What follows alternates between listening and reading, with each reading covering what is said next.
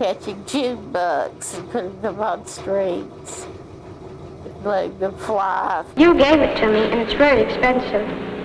Please let me keep it so I can walk again. I was paralyzed, but now, with all the exercises, physiotherapy and massages, I can move them again. So now they are reporting each and every case, even because they can't take any chance. The effects of the disease are largely determined within the first 6 weeks. Polio is a viral disease that affects the nervous system, causing paralysis, and can be prevented through vaccination. Keep watching to find out about the horrifying truth about polio through history. The initial days. The history of polio is shrouded in mystery and tragedy. Although evidence suggests that this disease dates back to ancient times, it wasn't until the latter part of the 19th century that polio epidemics began to ravage populations. The telltale signs of the disease were recorded in ancient Egyptian art, depicting the deformities and paralysis that would come to be associated with this scourge. But despite the occasional appearance of the disease over the centuries, it wasn't until the 18th century that the first clear description of polio emerged. Even then, it was still seen only as sporadic cases. As the 19th century progressed, however, small groups of afflicted patients began to be reported with increasing frequency, setting the stage for the epidemics that would soon follow. A gradual increase. Soon, the disease morphs into a fatal epidemic of epic proportions, wreaking havoc in industrialized countries in North America and Europe during the 19th and 20th centuries. The irony lies in the fact that this transformation occurred only after significant improvements in hygiene were made, giving rise to the theory that the infection had been rampant in earlier times, but young children had been exposed to it at a much younger age when they were better able to fight it off. As hygiene improved, fewer children were exposed to the virus, and the population became increasingly susceptible to outbreaks. The stage was set for a fatal battle, with doctors, researchers, and the public at large fighting to save lives and prevent the spread of this insidious disease. From minor outbreaks to epidemics. The story of polio takes a terrifying turn as epidemics began to break out, first in Norway and Sweden, and then on a much larger scale in Vermont in 1894. As the disease spreads, doctors begin to suspect that it is contagious, and researchers in Stockholm recover the virus from both healthy carriers and paralytic patients. It soon becomes apparent that far more people are being rendered immune to polio through asymptomatic infections than through recovery from overt disease. It's sad because these 30 folks who are still in iron lungs really got blown off. We were catching June bugs and putting them on strings, letting them fly. For anyone who knew polio, the thought of being put into the iron lung struck fear in their heart. And part of pulling the air into the lungs and then letting the air flow back out. Yet the disease continues to ravage Western Europe and North America, striking fear into the hearts of parents everywhere. Children are kept away from public places, and outbreaks are widely reported in the press, with images of polio victims encased in iron lungs being used to encourage donations for research and treatment. But hope arrives in the form of a mid-20th century miracle, an effective vaccine. The announcement of the vaccine in 1955 is met with relief and joy as people around the world finally see a way to put an end to the dreaded disease. As the years go by, the number of polio cases dwindles and the disease fades into the background of medical history. Yet its impact lingers, a reminder of the power of disease to wreak havoc on even the most advanced societies. A handful of polio survivors still live in these, but most iron lungs are museum pieces like this one. Consisted of our spitting at each other because we couldn't do anything else. The ravages of polio finally took its toll. Diane Odell died. The age of the vaccine. The polio virus itself was discovered in 1908 by a team led by a Viennese immunologist and future Nobel Prize winner Karl Landsteiner.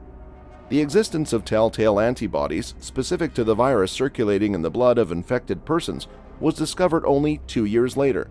In 1931, two Australian researchers, Frank McFarlane Burnett and Jean McNamara, using immunologic techniques, were able to identify the different serotypes of the polio virus. Burnett was to receive a Nobel Prize in 1960. In 1948, the team of John Enders, Thomas Weller, and Frederick Robbins, working at Harvard Medical School in Massachusetts, showed how the virus could be grown in large amounts in tissue culture, an advance for which they shared a Nobel Prize in 1954. From there, it was only a short step to an announcement in 1953 by Jonas Salk of the University of Pittsburgh, Pennsylvania, that he had developed an effective Slade virus vaccine. The IPV. Salk's vaccine, known as the inactivated poliovirus vaccine, was put to a massive nationwide test in 1954-55. Called the Francis Field Trial after Thomas Francis Jr., a University of Michigan professor who directed it, the test involved 1.8 million children in the first, second, and third grades across the U.S. The trial was declared a success on April 12, 1955, and over the next 4 years, more than 450 million doses of the Salk vaccine were distributed. During that time, the incidence of paralytic polio in the U.S. fell from 18 cases per 100,000 population to fewer than 2. The OPV. In 1961-63, approval was given to a new vaccine developed by Albert Sabin at the University of Cincinnati, Ohio. The Sabin vaccine, using live but attenuated virus, could be given in drops through the mouth and therefore became known as the oral poliovirus vaccine. Soon it became the predominant vaccine used in the U.S. and most other countries. By the early 1970s, the annual incidence of polio in the U.S. had declined 1,000-fold from pre-vaccine levels to an average of 12 cases a year. A global campaign. Even as the introduction of vaccines led inexorably to the decline and eventual disappearance of polio in the developed countries of the temperate world, only some 5% of school children were being routinely immunized in the less developed countries of the tropics, where the disease was not considered to be a problem. However, when lameness surveys were conducted during the 1970s in several tropical countries, it was learned to considerable surprise that 5 to 9 of every 1,000 school children had evidence of lameness due to paralytic polio. Immunization against polio was included in the expanded program on immunization, launched by the World Health Organization in 1974, and by 1989, the proportion of children being immunized rose to some 67%. I was paralyzed, but now, with all the exercises, physiotherapy, and massages, I can move them again. You gave it to me, and it's very expensive. Please let me keep it so I can walk again. In just a few weeks, the virus affected more than 500 people, killing more than 200. In 1985, the Pan American Health Organization, WHO's regional body for the Americas, announced an initiative to eradicate indigenous transmission of polio from that part of the world by the end of 1990. That followed not only the success of the U.S. and Canada in eliminating the disease, but also successes in Brazil and Cuba, among other countries. Cuba began mass immunizations in 1962 and brought the number of cases down from 214 per year in the 1950s to a total of 5 cases between 1963 and 1978. Brazil began an immunization campaign in 1980. The reported cases there dropped from an average of 2,330 per year in the late 1970s to 69 cases in 1982. In 1994, all of the Western Hemisphere was declared free of indigenous polio. Progress in the Americas was a major factor in the decision by WHO's World Health Assembly in 1988 to call for the eradication of polio from the globe by 2000. The Global Polio Eradication Initiative was joined by UNICEF, Rotary International, and other organizations, and by 2000, the number of new cases of paralytic polio had been reduced from more than 250,000 per year to approximately 1 to 2,000. So now they are reporting each and every case, even because they can't take any chance. Lots of times money has run out. There just isn't anymore. If you don't give now for braces and crutches like these. The effects of the disease are largely determined within the first 6 weeks.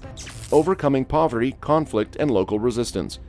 Complete elimination of the disease by the target year was not possible, given the complexity of storing and distributing the vaccine, the disruption of record-keeping in countries plagued by poverty and conflict, and suspicion and resistance on the part of some local leaders. Nevertheless, polio as an endemic disease had been limited to regions within the countries of Nigeria, India, Pakistan, and Afghanistan. Travelers from polio-endemic countries frequently exported cases to other countries. For example, a polio outbreak that emerged in April 2010 in Tajikistan was caused by a strain of PV1 that was very closely related to a strain isolated in Uttar Pradesh, India. Later that year, the virus appeared in Kunduz province in northeastern Afghanistan, which shared a border with Tajikistan. Both Tajikistan and Kunduz province had been polio-free for more than a decade prior to the 2010 outbreaks. A sudden surge in polio cases and demise in late October and early November 2010 in Congo raised further concern that polio virus was spreading from polio-endemic regions. The outbreak in Congo was believed to have been caused by wild PV1 from India. In August 2011, PV1 was isolated from 4 children in China, and additional cases were reported the following month. The virus, which had not been reported in China since 1999, was similarly genetically to polio virus circulating in Pakistan, which had experienced an increase in PV1 cases in 2011. That same year, WHO also recorded a roughly 4-fold increase in polio cases in Nigeria, from 11 the previous year to more than 40, raising concerns that the disease might spread rapidly to high-risk countries. The cause for the increase was unclear. In Somalia, where polio had been eradicated in 2002, the disease re-emerged twice, first in 2005 and again in 2013. The source of reinfection was wild polio virus originating from Nigeria. A subsequent intense vaccination campaign in Africa, however, led to an apparent elimination of the disease from the region. No cases had been detected for more than a year in 2014-15. Ongoing vaccination campaigns led to eradication from nearly all countries worldwide by 2022. The only remaining countries affected by endemic polio were Afghanistan and Pakistan. In conclusion, the story of polio highlights the devastating impact of disease on societies, as well as the power of scientific advancements to save lives. The development of the polio vaccine brought hope to millions around the world, as it was a turning point in the fight against this insidious disease. The success of the vaccine serves as a reminder of the importance of continued medical research and the need for global cooperation in the face of public health challenges. While the impact of polio still lingers, the availability of the vaccine has significantly reduced the incidence rate. Good heavens! They are now being reported because surveillance is still going on. Previously, there used to be no surveillance. Most commonly affects the lower limbs. If it reaches the respiratory system, however, it can be fatal. Larger Dimes money is urgently needed in the summer of emergency because Deborah depends on you. Most of the patients we're treating here were admitted to the program in time. We teach them how to live with their disabilities. That's all for today, folks. See you next time.